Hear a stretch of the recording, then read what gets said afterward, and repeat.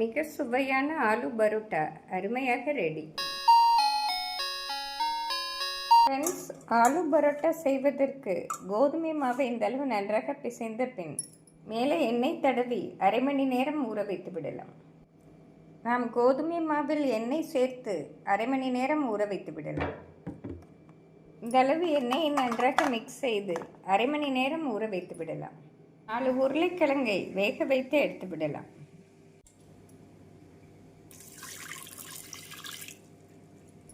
உருளைக்கிழங்கை தோல் நீக்கி மசித்து எடுத்து விடலாம். உருளைக்கிழங்கு இந்த அளவு நன்றாக மசித்த பின் தேவையான அளவு தூள் உப்பு சேர்த்து விடலாம். தனி வத்தல் பொடி அரை ஸ்பூன் சேர்த்து விடலாம். கரம் மசாலா அரை ஸ்பூன் சேர்த்து விடலாம். பொடியாக நறுக்கிய பச்சை மிளகாய் சேர்த்து விடலாம். 1/4 ஸ்பூன் இஞ்சி பூண்டு விழுது சேர்த்து விடலாம். பொடியாக நறுக்கிய மல்லி இலை சேர்த்து விடலாம். மல்லி இலை சேர்த்து நன்றாக மிக்ஸ் செய்து விடலாம். இந்த அளவு நன்றாக மிக்ஸ் செய்த பின் எண்ணெயில் வதக்கி விடலாம். கடாயில் தேவையான அளவு எண்ணெய் சேர்த்து விடலாம்.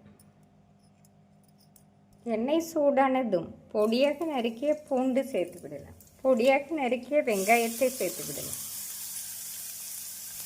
வெங்காயத்தை நன்றாக வதக்கி விடலாம்.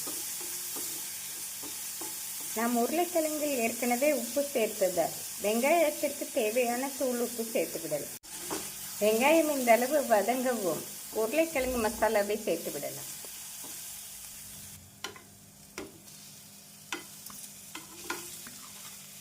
மசாலா சேர்த்து மீடியம் ஃப்ளேமில் 2 நிமிடம் வதக்கிய பின் அடுப்பை ஸ்விட்ச் ஆஃப் செய்து விடலாம். நாம் இப்படி வதக்கி சப்பாத்தியில் ஸ்டஃபிங் செய்தால்தான் மிக சுவையாக இருக்கும். நன்றாக ஆறவும் சிறு சிறு உருண்டைகளாக போட்டு விடலாம். ஃப்ரெண்ட்ஸ், உருளைக்கிழங்கு மசாலாவை சிறு சிறு உருண்டைகளாக பிடித்து வைத்து விடலாம். நாம் இப்படி உருண்டைகளாக பிடித்து வைத்தோம் என்றால் சப்பாத்தி நடுவே ஸ்டஃப் செய்து தேய்த்து விடலாம். இந்த அளவு உருண்டைகள் போட்ட பின் ஸ்டஃப்டு பரோட்டா செய்து விடலாம். நாம் ஸ்டஃப்டு சப்பாத்தி செய்வதற்கு கோதுமை மாவில் மாவு தொட்டு தேய்த்து விடலாம். நாம் மாவு தொட்டு தேய்த்தால்தான் ஸ்டஃபிங் வைக்கும் பொழுது உதிராமல் வரும். இந்த அளவு தேய்த்த பின் உருளைக்கிழங்கை வைத்து விடலாம். உருளைக்கிழங்கு வைத்து நன்றாக மூடிய பின்னர் மாவு தொட்டு தேய்த்து விடலாம். அளவு நன்றாக மூடிய பின்னர் மாவு தொட்டு திரும்பவும் தேய்த்து விடலாம். நாம் மெதுவாக தேய்க்க வேண்டும். மெதுவாக தேய்த்தால்தான் ஸ்டஃபிங் வெளியே வராமல் அருமையாக வரும்.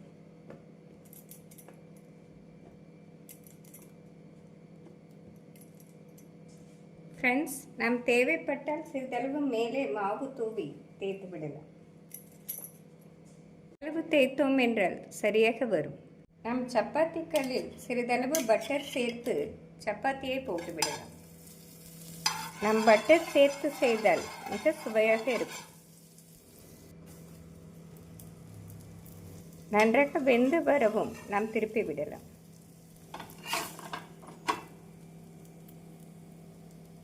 ஃப்ரெண்ட்ஸ், திருப்பி போட்ட பின் சிறிதளவு பட்டர் சேர்த்து விடலாம். நாம் எண்ணெய் ஊற்றி செய்தாலும் அருமையாகவே இருக்கும்.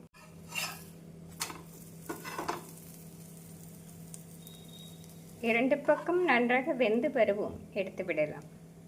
இந்த அளவு நன்றாக வெந்து வரவும் எடுத்து விடலாம். ஃப்ரெண்ட்ஸ், மிக சுவையான ஆலு பரோட்டா அருமையாக ரெடி. நாம் அனைத்து சப்பாத்தியும் இதே போல் செய்து எடுத்து விடலாம்.